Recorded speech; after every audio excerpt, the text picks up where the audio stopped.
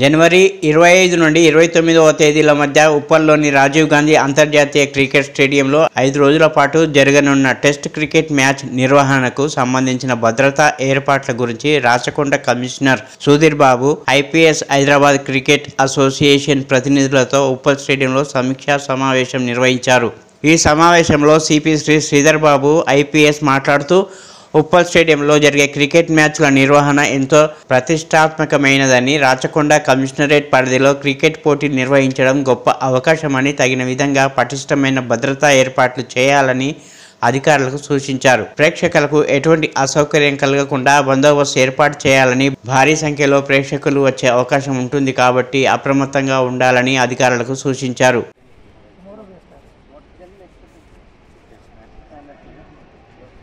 That's why the 20,000 public schools repeat it. Okay, I had some doubt and asked. So we are almost ready.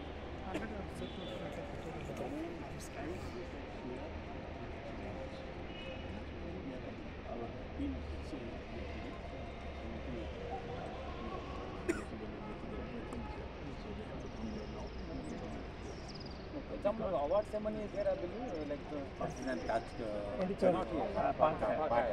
That's a totally cost. This is the first class. We are making more civics. We are getting sort of where are staying, like which hotel they are staying? Taj England. Park Hyatt, England. గుజరాత్లో విషాద సంఘటన చోటు చేసుకుంది. Picnic వెళ్లిన 16 మంది విద్యార్థులు, 2 టీచర్లు నీట మునిగి ప్రాణాలు కోల్పోయారు. వడోదరలోని హరిణి సరస్సులో ఈ దుర్ఘటన జరిగింది. వడోదరకు చెందిన ఓ ప్రైవేట్ పాఠశాల తమ విద్యార్థులను హరిణి సరస్సు వద్దకు విహారయాత్రకు తీసుకెళ్లింది. విద్యార్థులు సరస్సులో విహరించేందుకు ఓ పడవ ఎక్కారు. వారితో పాటే ఉపాధ్యాయులు కూడా ఎక్కారు. పడవ సరస్సులో కొంత దూరం వెళ్లగానే తిరగబడింది. ఆ సమయంలో పడవలో 27 మంది ఉన్నారు. వారిలో 18 మంది మృత్యువాత పడ్డారు. ఈత రాకపోవడంతో నీటిలో మునిగిపోయారు. కొందరిని బోటింగ్ సంస్థ సిబ్బంది కాపాడారు.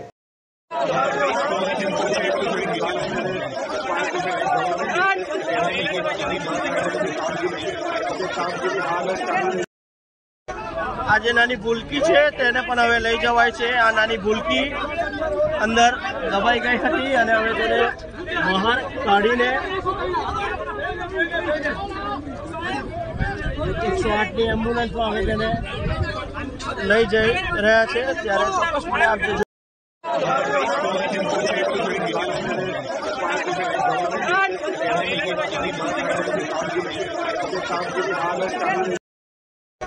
આજે નાની ભૂલકી છે તેને પણ હવે લઈ જવાય છે. આ નાની ભૂલકી અંદર દબાઈ ગઈ હતી અને હવે તેને બહાર કાઢીને 108ની એમ્બ્યુલન્સમાં હવે તેને લઈ જઈ રહ્યા છે. ત્યારે ચોક્કસપણે આપ જે જોઈ રહ્યા છો. ఏపీ కాంగ్రెస్ చీఫ్ షర్మిల తనయుడి ఎంగేజ్మెంట్ ఫంక్షన్ హైదరాబాద్లోని గోల్కొండ రిసార్ట్స్లో ఘనంగా జరిగింది. ఈ కార్యక్రమానికి వివిధ రంగాలకు చెందిన ప్రముఖులు హాజరయ్యారు. జనసేన పార్టీ అధ్యక్షుడు పవన్ కళ్యాణ్ కూడా ఈ నిశ్చితార్థ వేడుకకు విచ్చేశారు. త్వరలో ఒకటి కాబోతున్న రాజారెడ్డి, అట్టూరి ప్రియులకు పవన్ కళ్యాణ్ శుభాకాంక్షలు తెలియజేశారు.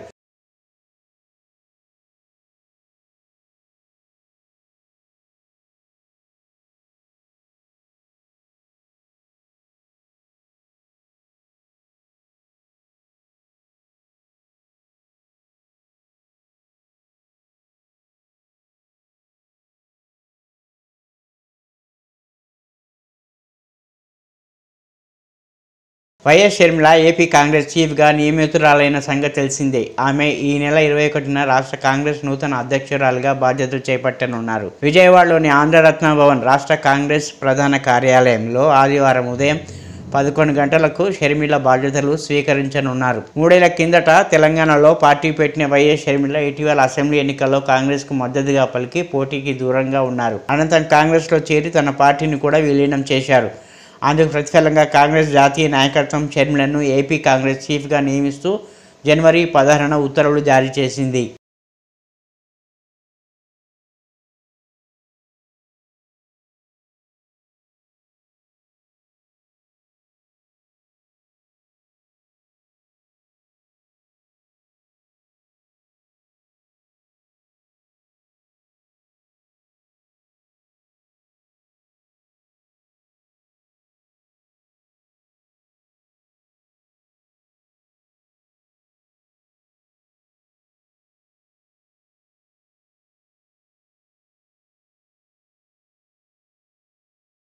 యావత్ దేశం వేయి కళ్ళతో ఎదురు చూసిన అయోధ్య ప్రాణ ప్రతిష్ఠ కార్యక్రమానికి ముందు గురువారం కీలక ఘట్టం పూర్తయింది. ప్రత్యేక పూజలతో మధ్యాహ్న సమయంలో రామ్ లల్లా విగ్రహానికి ఆలయం గర్భగుడిలో పెట్టారు. 22న జరగనున్న ప్రాణ ప్రతిష్ఠ వరకు బాలరాముడు విశేష పూజలు అందుకోనున్నాడు. కాగా గర్భగుడిలో ప్రతిష్ఠించిన బాలరాముడి విగ్రహము తొలి ఫోటో బయటకు వచ్చింది. విగ్రహం ముఖాన్ని పరదాతో కప్పి ఉంచినప్పటికీ మిగతా రూపు కనిపించింది. నిలబడిన ఆకారంలో 5 ఏళ్ల పిల్లవాడిగా అయోధ్య రామయ్య కనిపించాడు. నల్ల రాతితో తయారు చేసిన ఈ విగ్రహాన్ని మైసూరుకు చెందిన కళాకారుడు అరుణ్ యోగిరాజ్ చెక్కాడు. ఆటో డ్రైవర్ల సమస్య పరిష్కారానికి ప్రభుత్వం ముందడుగు వేసింది. ఆటో యూనియన్ జేఏసీ ప్రతినిధులతో రవాణా శాఖ మంత్రి పొన్నం ప్రభాకర్ సచివాలయంలో కీలక సమావేశం నిర్వహించారు. సమావేశంలో రవాణా శాఖ కమిషనర్ జ్యోతి బుద్ధ ప్రకాష్ పాల్గొన్నారు. ఎన్నికల్లో కాంగ్రెస్ ఇచ్చిన హామీల మేరకు మహాలక్ష్మి పథకం ద్వారా ఇప్పటికే మహిళలకు ఉచిత బస్సు సౌకర్యాన్ని ప్రారంభించామని మంత్రి పొన్నం ప్రభాకర్ ఆటో యూనియన్ ప్రతినిధులకు తెలియజేశారు. తద్వారా ఆటో డ్రైవర్లు కొంత ఇబ్బందులు పడుతున్నారని, వారి సమస్యల పరిష్కారానికి తమ ప్రభుత్వం కట్టుబడి ఉందని మంత్రి పొన్నం ప్రభాకర్ వెల్లడించారు. ఆ విషయంలో ఆటో డ్రైవర్లకు న్యాయం చేస్తామని తెలిపారు. ప్రయాణికుల వద్దకు బస్సులు వెళ్ళవని, బస్సుల వద్దకే ప్రయాణికులు వస్తారని, అదేవిధంగా ఆటోల్లోనూ ప్రజలు ప్రయాణం చేస్తున్నారని తెలిపారు.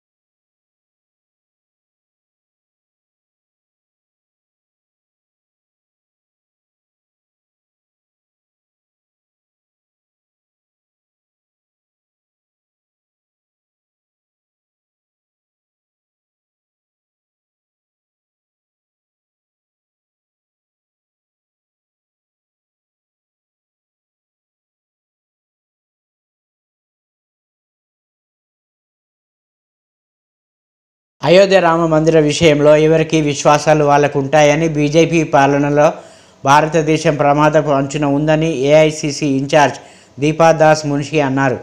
జనవరి 18వ తేదీ గురువారం సికింద్రాబాద్ ఓ హోటల్లో మైనార్టీ క్రిస్టియన్స్ ఏర్పాటు చేసిన మీటింగ్కు ఆమె ముఖ్య అతిథిగా హాజరయ్యారు. ఈ సమావేశంలో వివిధ పార్లమెంట్ నియోజకవర్గాలకు సంబంధించిన బిషప్లు, ఫాదర్స్తో పాటు క్రిస్టియన్ నాయకులు పాల్గొన్నారు.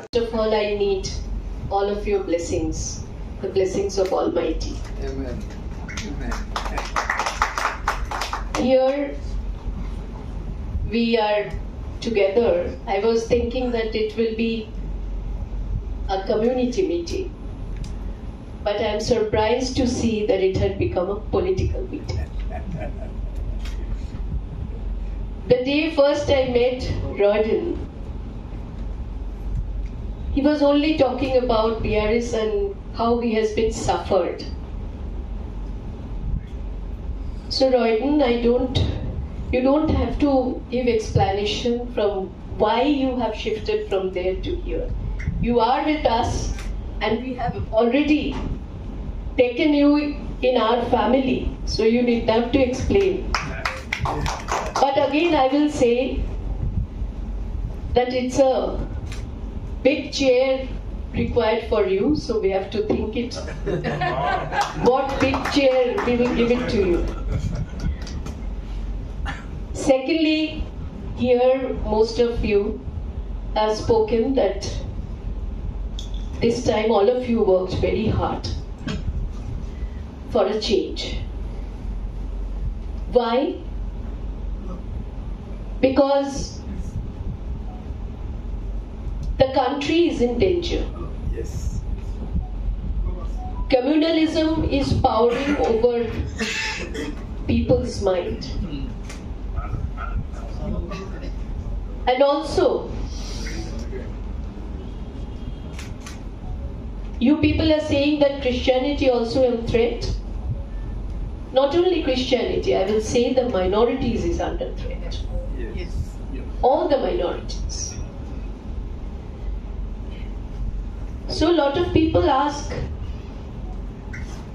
that why Congress party has denied to visit the opening ceremony of Ram Mandir. It is very clear to us. We can go to any mandir. It is our faith. So out of faith we go to mandir, masjid, girjas, church, yes. Church is called girja in Hindi. But it is no one should invite us to visit the mandir, masjid or church. It is our own perception, our own faith. Out of faith we go. So if someone is inviting us, come for this. And it is not inviting as all people come and visit Ram Mandir. It is few of us. So our party decided, no, we will not go. We can visit Ram Mandir anytime. We can visit Mandir anytime. Or Masjid anytime. Churches anytime. But on a political agenda, we will not go to this program. So we denied. Because it has become a political agenda now. So we are very clear on this. Now I thank all of you that you have worked very hard. And I am one of the key person who actually worked with Christian community before election to work for our party, our candidates. I will not say that 100% we have succeeded, but yes, your support gave us a lot of encouragement and our candidates won. So SC, ST, minorities, they all voted. I'm thankful to Christian community that you people supported us. Also, Royden was telling us that K.C. Venugopalji has met them, not once, twice. Thrice. 4 times. 4 times. I am also, along with Telangana, in charge of Kerala. So I need all of your support also for Kerala as well. That is my own request to you. So I need support there also. But only one thing I will say, that this is the time before Lok Sabha election, the country is under threat. Our constitution is under threat. To save the country, to save the constitution of India, we all should stand together. That's right. And fight the communal forces and be with the secular forces. Yes. That is the main issue, that should be our main agenda. Yes. We will not talk about any politics. We should talk about the secular agenda of our country. So I am thankful to you all. Today my voice is not good as other day, so I wanted to just finish my speech here, but I'm great honored to be a part of your meeting today, and I will definitely keep this kind of meeting quite often, maybe once in a month, or maybe more, maybe twice in a month, these community people, because we need to know your problems, how to solve it, the way we can solve it. And I am very straight. If we can solve it, we will say we will solve it. If we can't, I will definitely humbly say that sorry, we can't. ఆకాశంలో అద్భుత విన్యాసాలకు వివిధ రకాల విమానాల ప్రదర్శనకు Begumpet airport మరోసారి వేదిక అయింది. Wings India 2024 aviation show గురువారం ప్రారంభమైంది. 2 ఏళ్లకు ఒకసారి జరిగే ఈ ఎగ్జిబిషన్ కేంద్ర విమానయాన శాఖ మంత్రి జ్యోతిరాదిత్య సింధియా ప్రారంభించారు. Ministry of civil aviation, airport authority of India, federation of Indian chamber of commerce and industries ఆధ్వర్యంలో 4 రోజుల పాటు ఈ షో జరగనుంది. 106 దేశాల నుంచి 1500 మంది ప్రతినిధులు, 5000 మంది బిజినెస్ విజిటర్స్, వివిధ దేశాల నుంచి 1,00,000 మంది సందర్శకులు, ప్రపంచవ్యాప్తంగా 200 మంది ఎగ్జిబిటర్లు ఇందులో పాల్గొన్నారు. చార్జెట్ ఫ్లైట్లు, హెలికాప్టర్లు, 21 రకాల విమానాలు ప్రదర్శనలో ఉన్నాయి.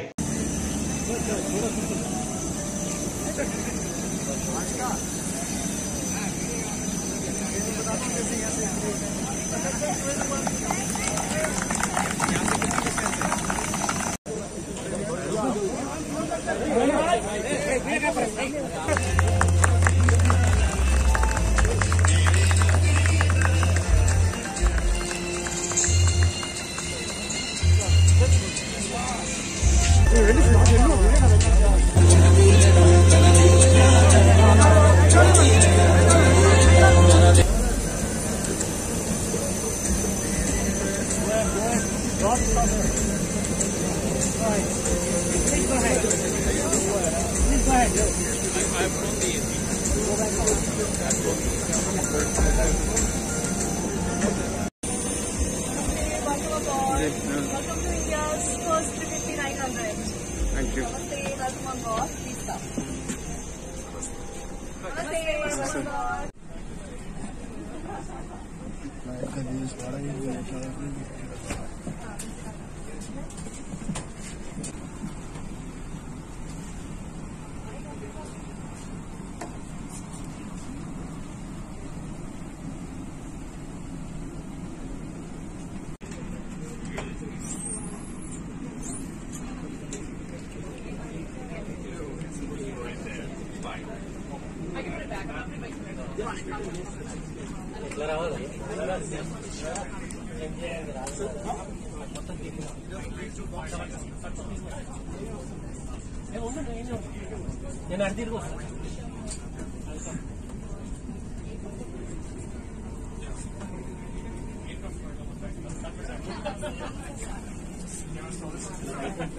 Yeah.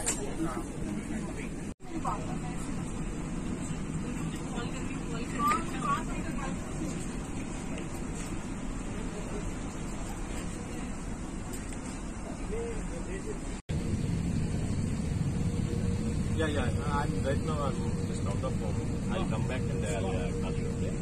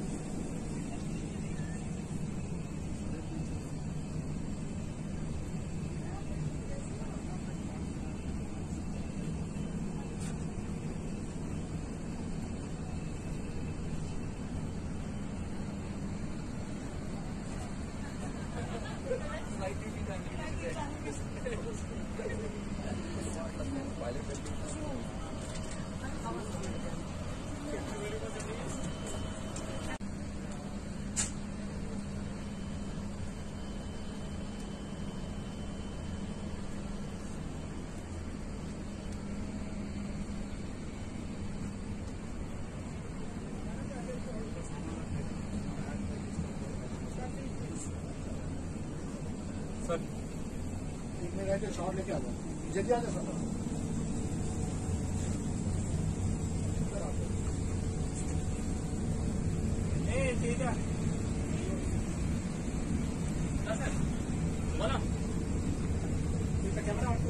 Mobile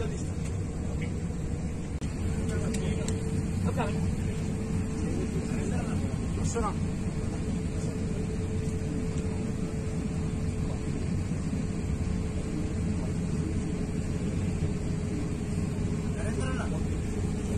photo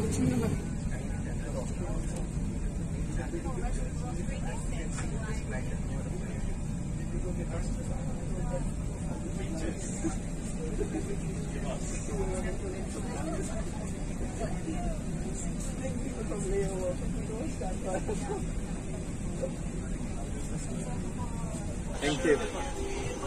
Namaste. హట్నూరా మండలం పరిధిలోని రొయ్యలపల్లి, షేర్ఖాన్పల్లి, నాగారం తదితర గ్రామాల్లో శుక్రవారం ఉదయం 17 డిగ్రీల ఉష్ణోగ్రత నమోదై పొగమంచు కమ్ముకొని ఉంది. చలిగాలులతో ఉదయం వేళలో జనాలు రోడ్డుపై గాలు పెట్టడానికి ఇష్టపడడం లేదు. చలితో అప్రమత్తమై ఉండాలని వైద్యాధికారులు సూచిస్తున్నారు.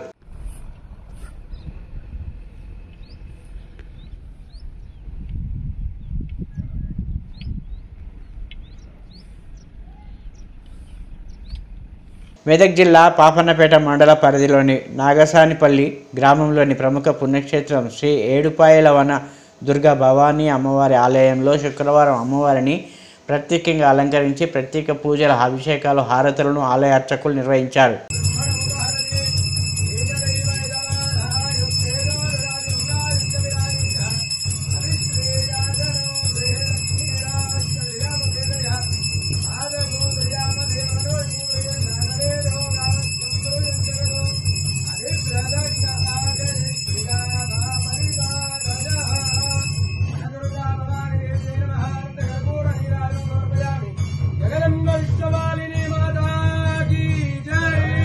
సెలబ్రిటీలకు ఇప్పుడు డీప్ ఫేక్ వీడియోల బెడద ఎక్కువైంది.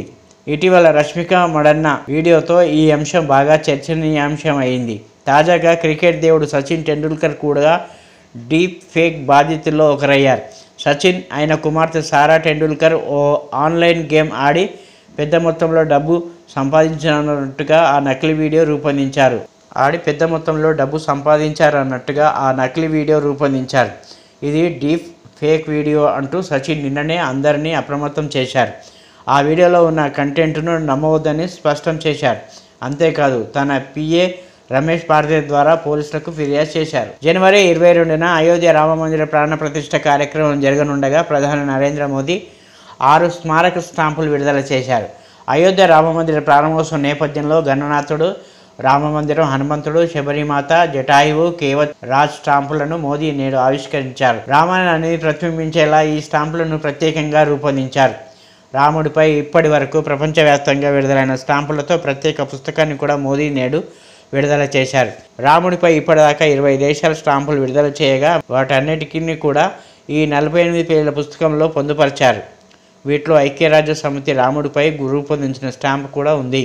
రాష్ట్ర వార్షిక బడ్జెట్ కసరత్తులను రాష్ట్ర సర్కార్ ముమ్మరం చేసింది. అందులో భాగంగా శాఖల వారీగా సన్నాహక సమావేశాలను నిర్వహిస్తుంది. 2024-25 ఆర్థిక సంవత్సరం పద్దు కోసం అన్ని శాఖల నుంచి ప్రతిపాదనలను స్వీకరించిన ఆర్థిక శాఖ ఆయా ప్రతిపాదనలపై అన్ని శాఖలతో సమీక్షలు జరుపుతుంది. ఆయా మంత్రులు, అధికారులతో ఉప ముఖ్యమంత్రి బట్టి విక్రమార్క భేటీ అవుతున్నారు. రెవెన్యూ, గృహ నిర్మాణ, సమాచార శాఖల బడ్జెట్ ప్రతిపాదనపై ఉప ముఖ్యమంత్రి బట్టి విక్రమార్క, సంబంధిత శాఖల మంత్రి పొంగులేటి శ్రీనివాసరెడ్డి సమీక్ష నిర్వహించారు.